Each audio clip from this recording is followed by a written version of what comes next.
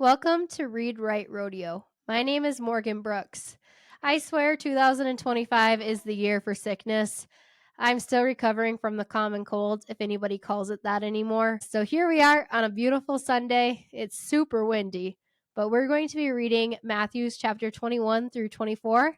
So go ahead, grab yourself a cup of coffee, and light yourself a candle. We're going to start with chapter 21.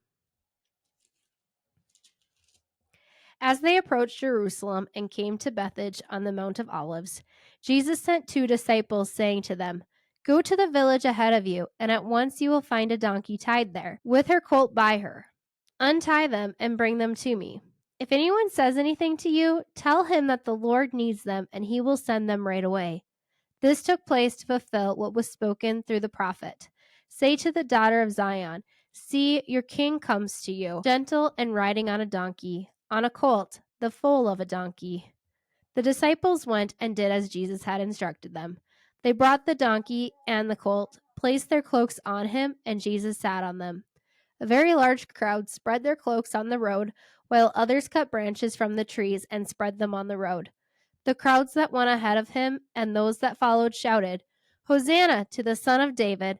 Blessed is he who comes in the name of the Lord! Hosanna in the highest!" When Jesus entered Jerusalem, the whole city was stirred and asked, "Who is this?" The crowds answered, "This is Jesus, the prophet from Nazareth in Galilee." So that's probably my favorite part. They're talking about Palm Sunday, but it also proves that Jesus was a cowboy riding in on a colt.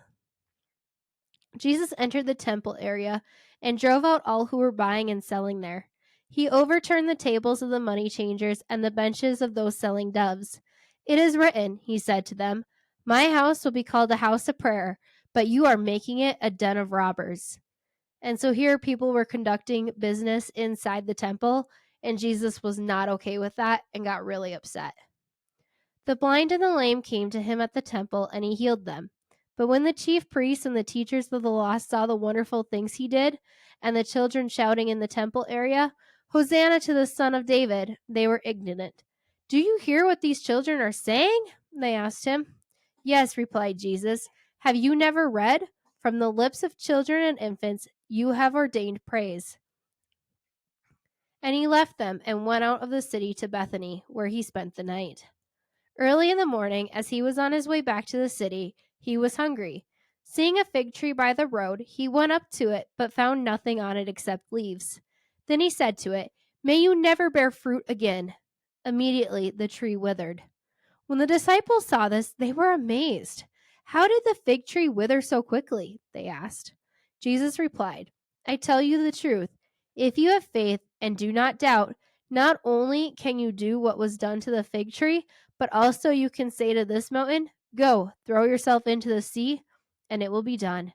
If you believe, you will receive whatever you ask for in prayer." I absolutely love that. So if you truly have faith and you don't doubt at all, you can have power to do so much because God will answer your prayers, and you just have to ask from a heartfelt place, and he will be willing to help you. Jesus entered the temple courts, and while he was teaching, the chief priests and the elders of the people came to him. "By what authority are you doing these things?" they asked. "And who gave you this authority?"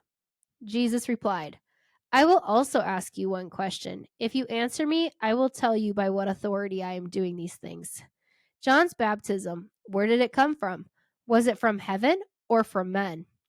They discussed it among themselves and said, "If we say from heaven," he will ask, "then why didn't you believe him? But if we say from men, we are afraid of the people, for they all hold that John was a prophet." So they answered Jesus, "We don't know." Then he said, "Neither will I tell you by what authority I am doing these things." So, because these people were so afraid to admit that God had so much power, they want to lie. And so, therefore, Jesus is not going to give them the easy way out by telling them it's from God. What do you think? There was a man who had 2 sons. He went to the first and said, "Son, go and work today in the vineyard." "I will not," he answered.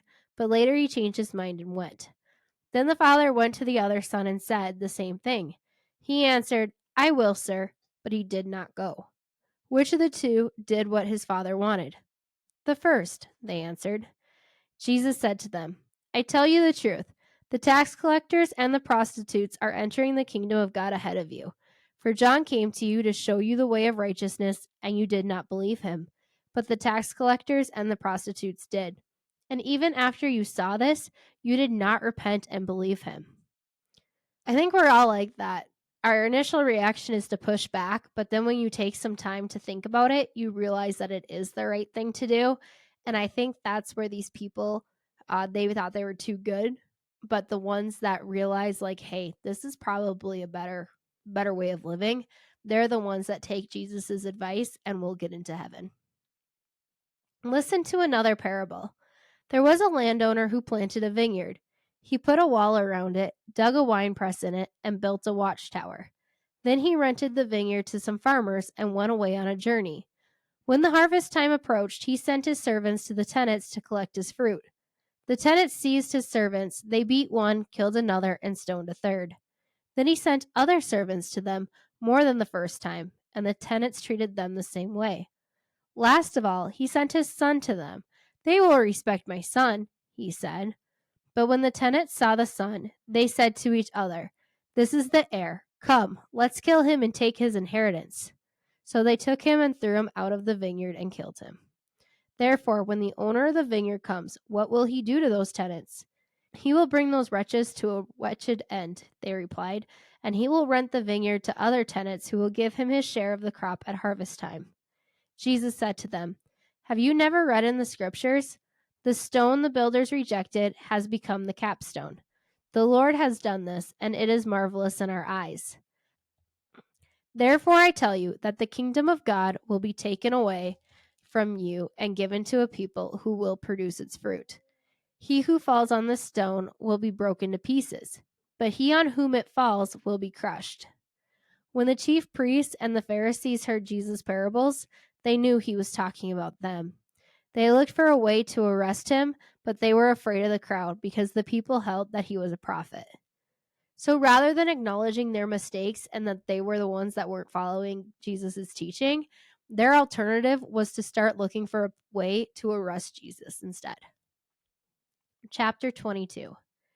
Jesus spoke to them again in parables, saying, "The kingdom of heaven is like a king who prepared a wedding banquet for his son. He sent his servants to those who had been invited to the banquet to tell them to come, but they refused to come. Then he sent some more servants and said, 'Tell those who have been invited that I have prepared my dinner. My oxen and fattened cattle have been butchered, and everything is ready. Come to the wedding banquet.' But they paid no attention and went off, one to his field, another to his business. The rest seized his servants, mistreated them, and killed them. The king was enraged. He sent his army and destroyed those murderers and burned their city. Then he said to his servants, 'The wedding banquet is ready, but those I invited did not deserve to come. Go to the street corners and invite to the banquet anyone you find.' So the servants went out into the streets and gathered all the people they could find, both good and bad, and the wedding hall was filled with guests. But when the king came in to see the guests, he noticed a man there who was not wearing wedding clothes. 'Friend,' he asked, 'how did you get in here without wedding clothes?' The man was speechless. Then the king told the attendants, 'Tie him hand and foot and throw him outside into the darkness, where there will be weeping and gnashing of teeth. For many are invited, but few are chosen.'" Everyone's invited to go to heaven, but not everybody will go because they choose not to follow Jesus' teaching. But if you do, make sure that you're actually doing what you're supposed to do and not just playing a part. Then the Pharisees went out and laid plans to trap him in his words. They sent their disciples to him along with the Herodians. "Teacher," they said, "we know you are a man of integrity and that you teach the way of God in accordance with the truth. You aren't swayed by men because you pay no attention to who they are. Tell us then, what is your opinion? Is it right to pay taxes to Caesar or not?" But Jesus, knowing their evil intent, said, "You hypocrites, why are you trying to trap me? Show me the coin used for paying the tax." They brought him a denarius, and he asked them, "Whose portrait is this, and whose inscription?" "Caesar's," they replied. Then he said to them, "Give to Caesar what is Caesar's, and to God what is God's." When they heard this, they were amazed, so they left him and went away. Money is a human currency, obviously. Therefore, God isn't super consumed with the little details like this. That same day, the Sadducees, who say there is no resurrection, came to him with a question. Teacher, they said, Moses told us that if a man dies without having children, his brother must marry the widow and have children for him. Now there were 7 brothers among us. The first one married and died, and since he had no children, he left his wife to his brother. The same thing happened to the second and third brother, right on down to the 7th. Finally, the woman died. Now then, at the resurrection, whose wife will she be of the 7, since all of them were married to her? Jesus replied, You are in error, because you do not know the Scriptures or the power of God. At the resurrection, people will neither marry nor be given in marriage. They will be like the angels in heaven.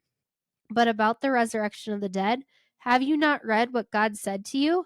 I am the God of Abraham, the God of Isaac, and the God of Jacob. He is not the God of the dead, but of the living. When the crowds heard this, they were astonished at his teaching. So I think that's cool. Regardless if people remarry or they don't get married at all of us are going to be like angels in heaven, where those little details, such as marriage, will no longer matter. Hearing that Jesus had silenced the Sadducees, the Pharisees got together. One of them, an expert in law, tested him with this question: Teacher, which is the greatest commandment in the law? Jesus replied, Love the Lord your God with all your heart and with all your soul and with all your mind. This is the first and greatest commandment. And the second is like it: love your neighbor as yourself. All the law and the prophets hang on these 2 commandments. These are the 2 most important commandments there are, and it should be the foundation of how we live our lives. While the Pharisees were gathered together, Jesus asked them, What do you think about the Christ? Whose son is he? The son of David, they replied. He said to them, How is it then that David, speaking by the Spirit, calls him Lord? For he says, The Lord said to my Lord, Sit at my right hand until I put your enemies under your feet. If then David calls him Lord, how can he be his son? No one could say a word in reply. And from that day on, no one dared to ask him any more questions. So Jesus was able to make them respect him a little bit by pointing out the fact that even though David raised him, Jesus is the Son of God. Chapter 23. Then Jesus said to the crowds and to his disciples, The teacher of the law and the Pharisees sit in Moses' seat. So you must obey them and do everything they tell you, but do not do what they do, for they do not practice what they preach. They tie up heavy loads and put them on men's shoulders, but they themselves are not willing to lift a finger to move them. Everything they do is done for men to see. They make their phylacteries wide, and they tassel on their garments long. They love the place of honor at banquets and the most important seats in the synagogues. They love to be greeted in the marketplaces and to have men call them rabbi. But you are not to be called rabbi, for you have only one master, and you are all brothers. And do not call anyone on earth father, for you have one Father, and he is in heaven. Nor are you to be called teacher, for you have one teacher, the Christ. The greatest among you will be your servant. For whoever exalts himself will be humbled, and whoever humbles himself will be exalted. Woe to you, teachers of the law and Pharisees, you hypocrites! You shut the kingdom of heaven in men's faces. You yourselves do not enter, nor will you let those enter who are trying to. So here, Jesus is calling them out. You have to practice what you preach. Woe to you, teachers of the law and Pharisees, you hypocrites! You travel over land and sea to win a single convert, and when he becomes one, you make him twice as much of a son of hell as you are. Woe to you, blind guides! You say if anyone swears by the temple, it means nothing, but if anyone swears by the gold of the temple, he is bound by his oath. You blind fools! Which is greater, the gold or the temple that makes the gold sacred? You also say, if anyone swears by the altar, it means nothing, but if anyone swears by the gift on it, he is bound by his oath. You blind men, which is greater, the gift on the altar that makes the gift sacred? Therefore, he who swears by the altar swears by it and by everything on it, and he who swears by the temple swears by it and by the one who dwells in it, and he who swears by heaven swears by God's throne and by the one who sits on it. Woe to you, teachers of the law, and Pharisees, you hypocrites! You give a tenth of your spices, mint, dill, and cumin, but you have neglected the more important matters of the law: justice, mercy, and faithfulness. You should have practiced the latter without neglecting the former. You blind guides, you strain out a gnat but swallow a camel. Woe to you, teachers of the law and Pharisees, you hypocrites! You clean the outside of the cup and dish, but inside they are full of greed and self-indulgence. Blind Pharisee, first clean the inside of the cup and dish, and then the outside also will be clean. Woe to you, teachers of the law and Pharisees, you hypocrites! You are like whitewashed tombs, which look beautiful on the outside, but on the inside are full of dead men's bones and everything unclean. In the same way, on the outside, you appear to people as righteous, but on the inside, you are full of hypocrisy and wickedness. I just think that's so important to recognize is the fact that they are saying one thing and doing something completely opposite, and it's all about how they look rather than what they're actually doing to help people. What are you, teachers of the law and Pharisees, you hypocrites? You build tombs for the prophets and decorate the graves of the righteous. And you say, if we have lived in the days of our forefathers, we would not have taken part with them in shedding the blood of the prophets. So you testify against yourselves that you are the descendants of those who murdered the prophets. Fill up then the measure of the sin of your forefathers. You snakes, you brood of vipers, how will you escape being condemned to hell? Therefore, I am sending you prophets and wise men and teachers. Some of them you will kill and crucify, others you will flog in your synagogues and pursue from town to town. And so upon you will come all the righteous blood that has been shed on earth, from the blood of righteous Abel to the blood of Zachariah, son of Berechiah, whom you murdered between the temple and the altar. I tell you the truth, all of this will come upon this generation. O Jerusalem, Jerusalem, you who kill the prophets and stone those sent to you, how often I have longed to gather your children together, as a hen gathers her chicks under her wings, but you were not willing. Look, your house is left to you desolate, for I tell you, you will not see me again until you say, Blessed is he who comes in the name of the Lord. So here it ends with a little bit of hope. And so I hope that you guys are understanding the significance of what Jesus went through, having different leaders and different ministers not believe him. And that's also why I like reading the Bible for myself and also to share for you. My interpretations are not factual. There's people that are way more educated than I am, but I think it's important that everyone reads the Bible for themselves because sometimes through custom, people misinterpret it and also kind of twist it to serve whatever it is they're trying to accomplish, just like the Pharisees did back when this Bible was being written. Chapter 24.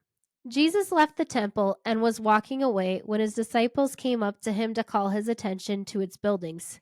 Do you see all these things? He asked. I tell you the truth. Not one stone here will be left on another. Every one will be thrown down.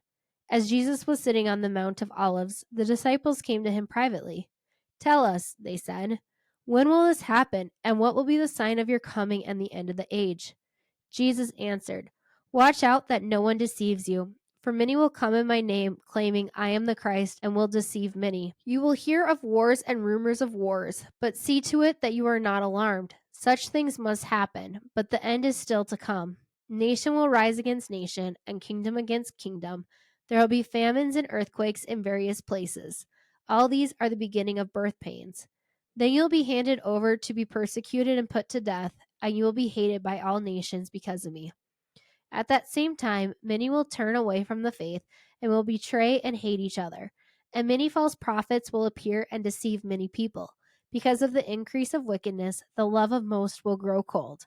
But he who stands firm to the end will be saved. And this gospel of the kingdom will be preached in the whole world as a testimony to all nations, and then the end will come. So when you see standing in the holy place the abomination that causes desolation, spoken of through the prophet Daniel, let the reader understand. Then let those who are in Judea flee to the mountains. Let no one on the roof of his house go down to take anything out of the house. Let no one in the field go back to get his cloak. How dreadful it will be in those days for pregnant women and nursing mothers. Pray that your flight will not take place in winter or on the Sabbath, For then there will be great distress, unequaled from the beginning of the world until now, and never to be equaled again. If those days had not been cut short, no one would survive, but for the sake of the elect, those days will be shortened. At that time, if anyone says to you, "Look, here is the Christ," or "There he is," do not believe it. For false Christs and false prophets will appear and perform great signs and miracles to deceive even the elect, if that were possible. See, I have told you ahead of time. So if anyone tells you, "There he is, out in the desert," do not go out. Or, "Here he is, in the inner rooms," do not believe it. For as lightning that comes from the east is visible even in the west, so will be the coming of the Son of Man. Wherever there is a carcass, there the vultures will gather. Immediately after the distress of those days, the sun will be darkened, and the moon will not give its light. The stars will fall from the sky, and the heavenly bodies will be shaken. So I think it's safe to say that there's signs of the coming of the end, but we're not there yet. There's not people walking around claiming to be Jesus. We don't have numerous prophets yet. However, it's coming. We do have the wars. We do have the earthquakes and the fire. So those are signs, but we're still a ways away. At that time, the sign of the Son of Man will appear in the sky, and all the nations of the earth will mourn. They will see the Son of Man coming on the clouds of the sky with power and great glory.